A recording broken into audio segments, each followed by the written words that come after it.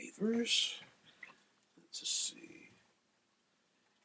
All right, we are live. You good? You good? Yeah, we live. What's up? Welcome to the plug-in. Welcome to another episode. I'm your boy Mari Mar. Yo, what up, y'all? It's real. What's going on with you? Alright, so you know what we do. We talk about hip-hop, you know what I'm saying, the music, the culture, you know what I'm saying, everything around it, you know what I mean? So we're going to get into this topic right here, you know what I'm saying? It's just a little rumor going on. You know what I'm saying? This nigga 50 Cent put out a little hint on, was it on Instagram or Twitter? Uh-oh. Either one of the two. He put out a little hint on social media saying, oh, now I'm saying he's going to take over the job as president of Def Jam and shit. Might as well be him. Yo. You know what I mean? After this came right after Paul Rosenberg, Eminem's manager, business partner, resigned from the job. Was it 2 weeks ago? A week ago? Yeah, it was like maybe 2 or 3 weeks ago. That time span. So are they just like trading up positions? Basically, they retired one, or they just pulled 50 off the bench to run Def Jam for a few more years? We don't know. You know what I'm saying? I mean, but my question is, what would you think of 50 taking over as president of Def Jam? I mean, let's look at what 50's doing on TV. I mean, you can't put too many things in a person's hand. Now, 50 wants to do it, so be it. But he's busy with Power, with all these spinoffs, with all the production he's doing. Does he really have the right time to go back to the music game and then put himself in a different mindset where now you're looking to sign artists? I think this will give 50 Cent, what's the word I'm looking for? What's the word I'm looking for? I'm thinking like it's another notch on his belt. Nah, not even a notch, but of a recreation. Oh, okay. So he's remaking himself, like almost like how Diddy's always remaking himself. So to speak. This will reinvent Diddy. Yeah. Within the music business. You know what I'm saying? Not that he needs any reinvention. Okay. You know what I mean? But 50's being reinvented now for like maybe. Yeah. Okay, I got you. Into a more of executive type of person within hip hop. I mean, he's been doing it. He's been executive as a hip hop, but so I mean, not on this type of level. No, you know what I mean, like, but I hear what you're saying. But like I said, like he's been doing it on a TV level. So now to switch back over to music. Right. Now, if he can hold both of these things down at the same time and do it, I mean, 50 would be a GOAT because. At the end of the day, you started as an artist, then you A&R'd people with projects. I mean, you bring your peoples in. Now you had your TV. Now you going back into music. You always drop hard albums.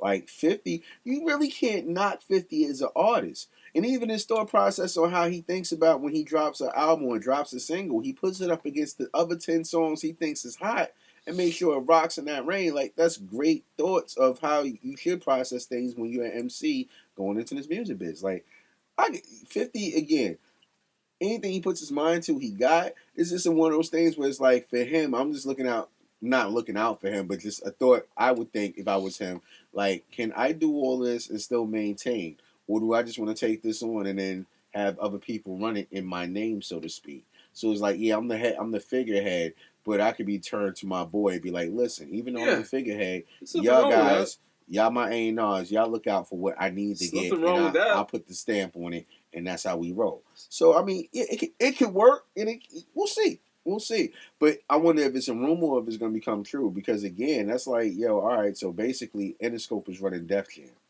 Nobody wants to say it like that. Oh, they? Think about it. Paul Rosenberg, Eminem, and all that. That was all Interscope, man. That was all. That's all Interscope people. So it's like Interscope running Def Jam. It's like it's kind of crazy. Is Universal on Def Jam now? Yeah, it's Universal Def Jam or a partnership with. I have to check and make sure. But again, it's just one of those things. Like, yo, it's just another company eating another company. That's like Sprint and AT&T being co-owners and shit. They just rocking together. Everybody's just like, yo, it is what it is. But that shit ain't right. But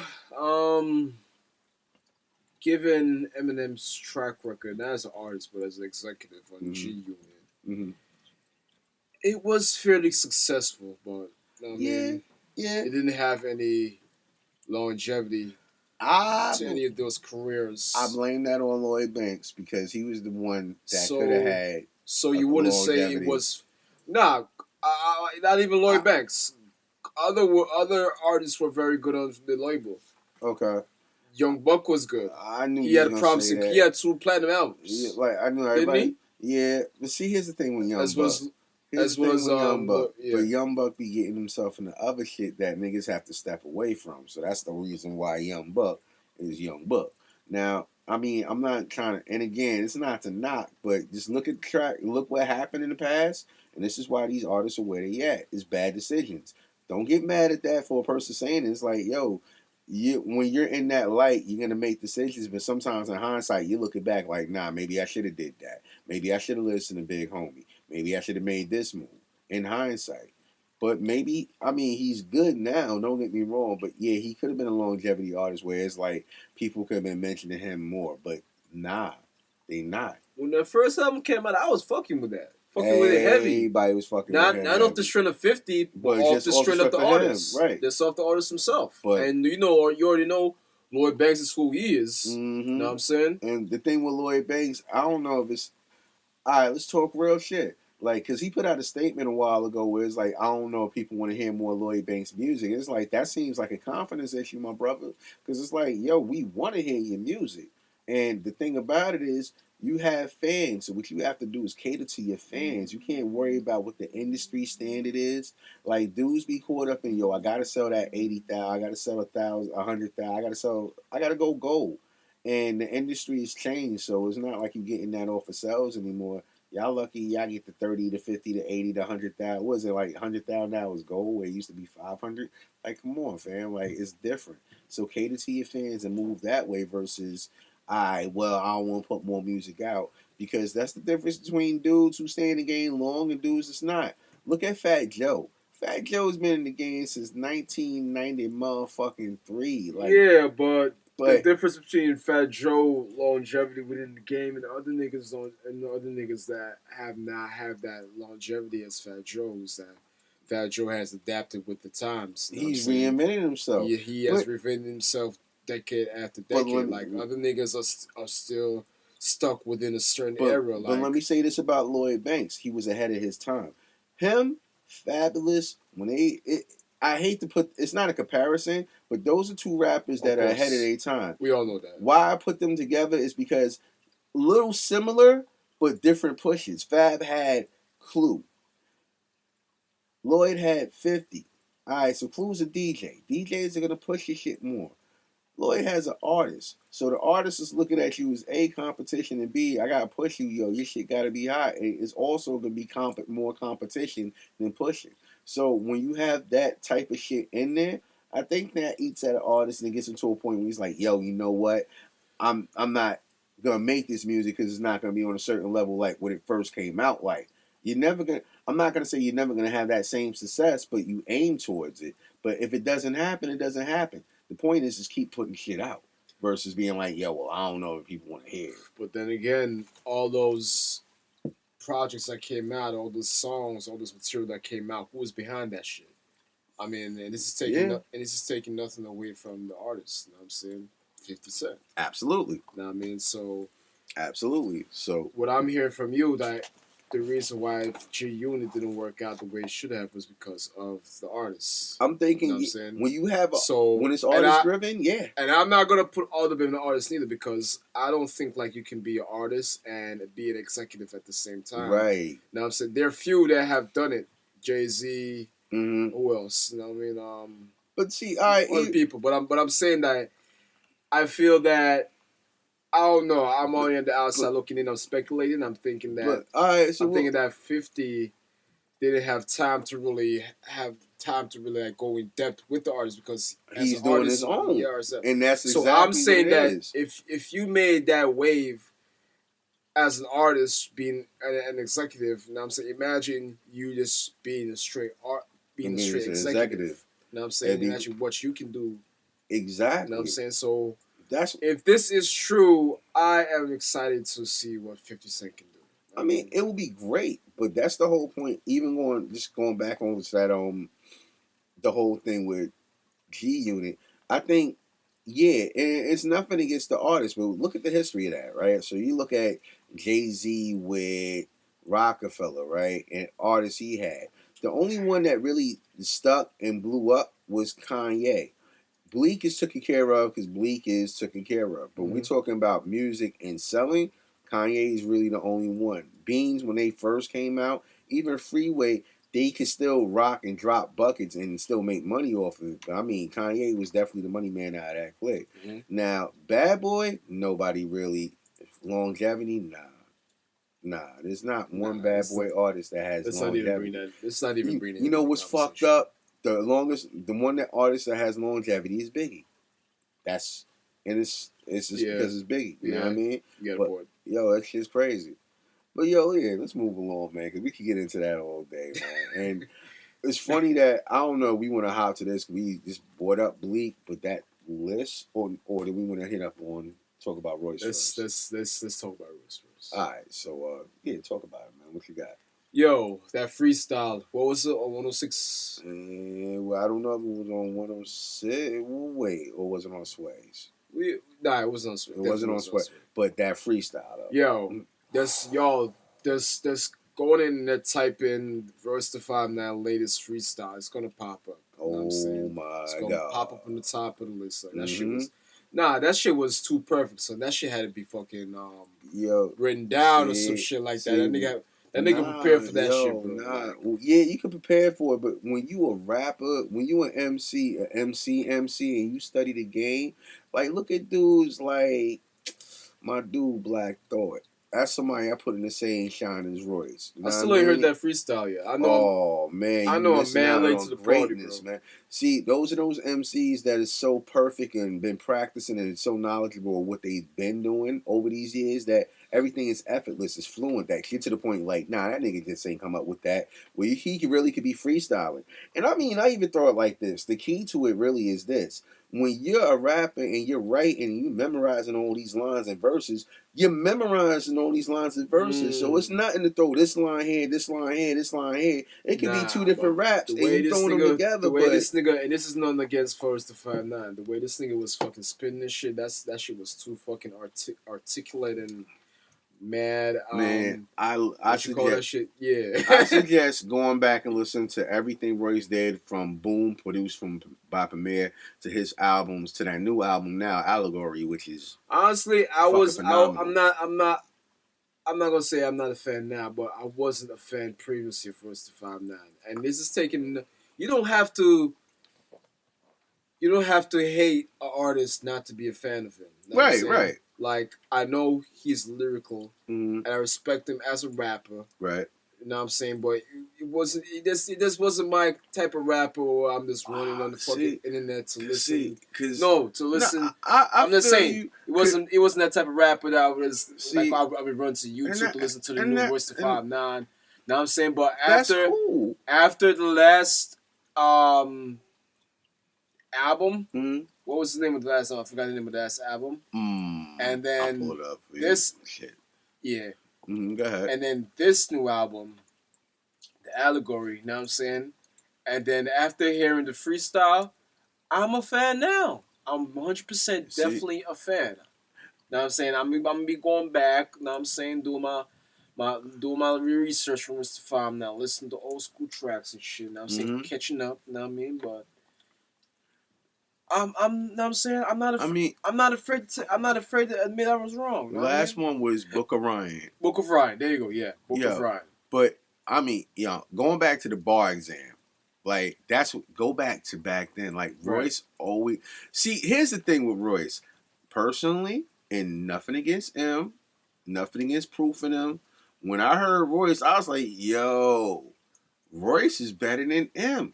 Even Emma and Royce got a track together. Royce gets busy, and I wouldn't say he's better than him. I would say he can hold his own. I say, see, here's the thing. It depends on what you're looking for. Like me, I'm looking for lyricists.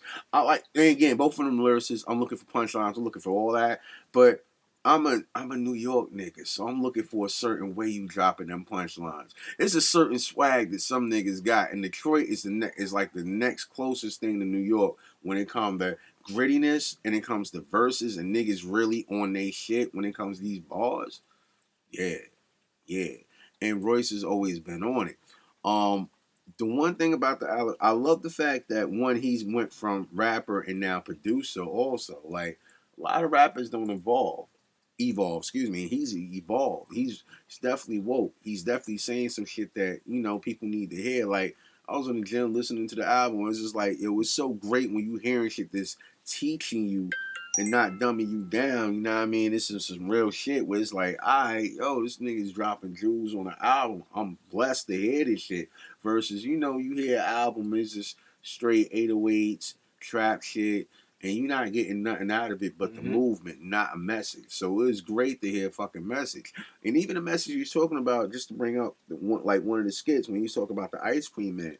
If black people, if y'all don't know about the ice cream man, do your research as far as the song. 1913. Yeah, like 1915. It was a dude that wrote the song. The nigga love for watermelon. Yeah, you know what I mean? And that song, it's played through the hood every summer. Don't you think that has an effect psychologically to us? My boy Jamal brought that up last year. He had a campaign about that where he just approached one ice cream man in the hood and started it. And I'm like, yo, it's crazy how the universe is connected like that. Where it went from man was just talking about that last year, now it's on the album, but it's stuff like that need to be we have to have these conversations. I mean, I don't be seeing fucking white people running out to ice cream trucks and shit. Because they be in the city parked on the corner. They stroll over on their lunch break. That's why. But even still, man, you won't really hear the music. They just be parked up. But there's things like that make me recognize what a great album is. Not only that he produced it, because now he's moving into the realm of Kanye when you're a rapper / producer, but the fact that you put the work in, you put the time in, you execute it. So I commend you for that. And I hate to say it, but Royce really needs to the whole Lord Jamar shit, that back and forth band that actually kind of brought attention to everything too. They really need to dead that shit. That's why I'm bringing it up, because things like that, niggas need to stick together. And if that could be an open invitation, maybe to situate that whole Eminem versus Lloyd Jamar shit, that'd be a great help. What's up? I'm hearing some beef with M and T Grizzly or something. So that story is because of one of the interviews Royce did recently this week, right? Where he's basically was saying like, yo, M wanted to do a song with T Grizzly, and Royce is like, basically wait. And then maybe a month later, 2 months later, T Grizzly's dissing M. And the moral to that story is, and the funny thing is, before I even say the moral to the story is, because Bizarre said the moral to the story is OG Bizarre from D12. And it's real shit. Like, people really have to understand. Don't fuck up your blessings before you get them. And don't think people aren't watching you. Like, if you in the light and you doing something, you may think, yo, you in the hood and nobody's looking. But niggas is looking. The rap community is small when you get to a certain plateau. And it gets smaller as you get higher and higher. So these dudes are looking for the next best, whatever the case is. So when you that dude, you out there doing your numbers, show love, be humble. Don't be that nigga like, yo, fuck that nigga, I don't need that nigga, or be Hollywood before you even get to fucking California, my nigga. Like, if you ain't ever been out the hood, how you acting out of the hood? How you having that status? Like, I've been places. So, and nothing against the brother. I'm not speaking against y'all. It's just like, this situations happen. So when you're young, when we all young, you're hot-headed. You like, yo, fuck this. Yo, it should be like this, that, and third. But look at the lesson learned. Like, don't speak out of place. Just keep doing what you're doing. You will be recognized eventually. You know what I mean? Yeah, man. But look out for that album, The Allegory. You know what I'm saying? Shit fire. Definitely check that freestyle out, even before you listen to the album. You know what I'm saying? That shit's fucking lit. That it is. All the way. You know what I'm saying? Very fucking captivating. So we got this top 50 worst rappers list that came out. Who put it out? I don't know who the fuck put it out. Let me pull this shit out real quick. I don't know who pulled it out, but well, I'm 70-30 because I agree with 70% of what's on this. Y'all niggas need to take Mike Jones off of that shit. Yeah, Mike Jones will stay on that shit. No, Mike Jones needs to come off that shit. Mike Jones! Nah, y'all gotta take Mike Jones off that. Mike had hits. Y'all need to take Memphis Bleak off that shit. G Herbo gotta come off that shit. G Herbo gotta come off that shit. Shorty Low, how y'all shitting on Shorty Low? Nah, y'all need to take that nigga off that shit. Freeway off of this list. Ludacris. How the fuck did y'all put Ludacris on this list? Bow Wow can come off. Bow Wow off this list. Kingy. Yeah. Take him off. He's like 49. Kingy. He's like 49. 49, 48. Nick Cannon. He had 50 though. Yeah, Nick Cannon. He deserves to be on that shit. Nick Cannon can stay on this list. Alright. Ron Artest. Nah, that's fucked up. Yes. Ron Artest got bought. Ron Artest doesn't qualify for this list. See, that's the thing. Like, Ron Artest is a basketball player that chooses to rap. Basketball players that chooses to rap have their own list, and Ron Artest actually has bars. Shaq's on this fucking list. Y'all niggas ain't never heard You Can't Stand the Rain. That verse with him and Biggie. Shaq wrote that verse. Stop playing with him. Come on. Shaq. Webby? Y'all got Webby on this. Webby can't stay on this list. Webby. No, bro. You're taking too much people off the list now. So Webby can stay on this list? Webby can stay. That dude, I love Makeover, Mannequin. Manconi can stay. Manconi, that was what his name was. He could stay. Iggy could definitely stay. Trinidad James should have been number fucking 1. Alright, so they got... Alright, we could all have this argument right now. Alright, so you got Magoo on this list. Alright. Magoo arguably is one of the worst rappers, they say. I actually fucks with Magoo because of that Beat Me 911 verse. Y'all tell me y'all hear that song, y'all don't even sing his verse. Stop it. Magoo he's different, but you know what I mean? The one thing about Magoo that always fucked me up, though, because his voice sounds like Q-Tip. I'm a huge Tribe Called Quest fan. I'm probably one of the biggest fans ever. So when you first hear Magoo, you think it is Q-Tip, and you wait for Q-Tip bars, and then you get Magoo bars. Completely different. Complete. Salute to the God Q-Tip, because heavy with the bars. Magoo? I would have put Magoo number 1, but I would have taken him off the list. Because, see, here's the thing. If I throw this name out here, please don't hit me, guys. Silk the Shocker. Silk the Shocker. I used to hate his flow, your Magoo flow. See? You know, I know his flow in my head. Yeah, but see, shit like that makes you think, like, was it really that bad or was it trend setting? Like, all right, so French Montana on this list. He can stay. Sorry, French. He can stay. 21 Savage. You got to come off that list immediately. I don't know.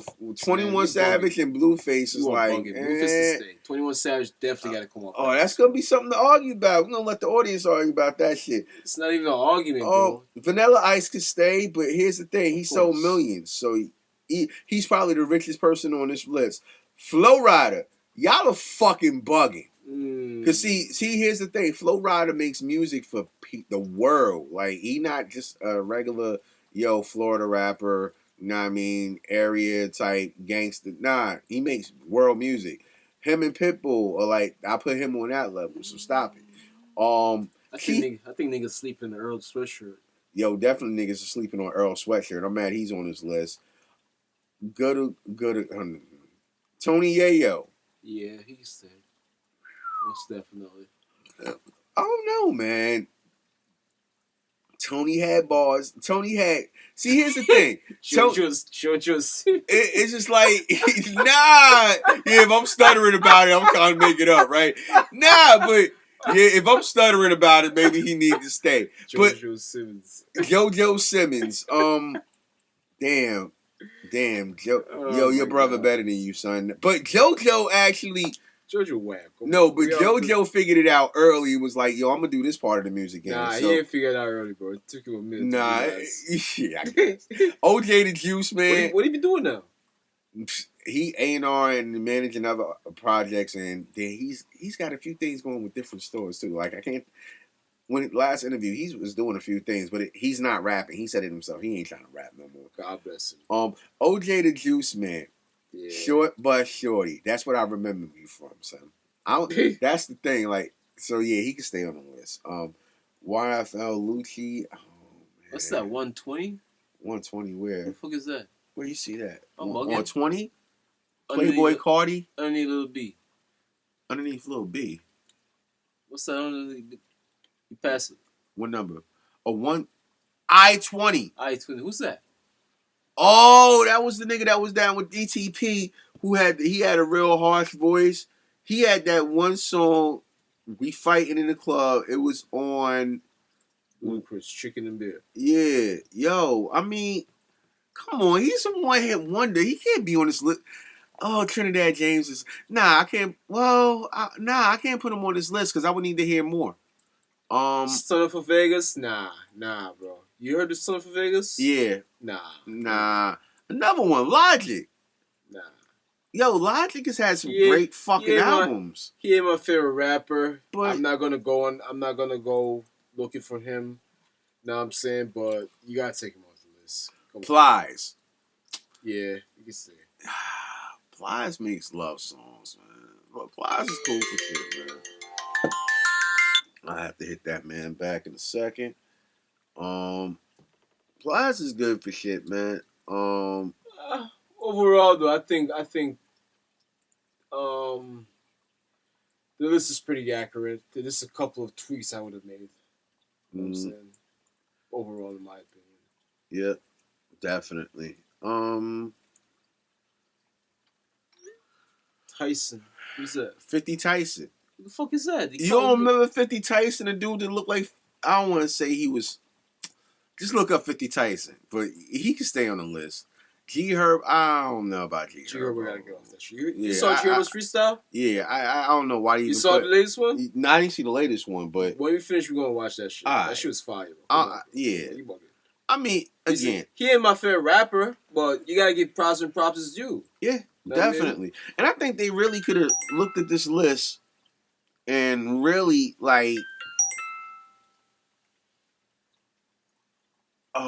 I know it could have went left. Oh, another one. Let me just mention this real quick. See, all right, Bone Crusher off the list because niggas know I ain't never scared. Please keep that nigga on the list. Tiger Stain. Oh shit. So we just again Playboy Cardi, Riff Raff, yeah. Shaq, no.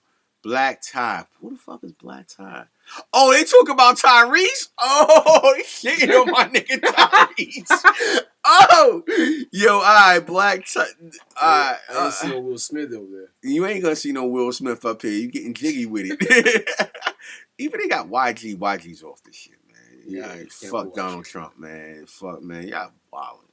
Yo, well, you know, bro, I think Little B, yeah. I mean, we went through this list, but the biggest one for me right now, again, when it goes to Magoo.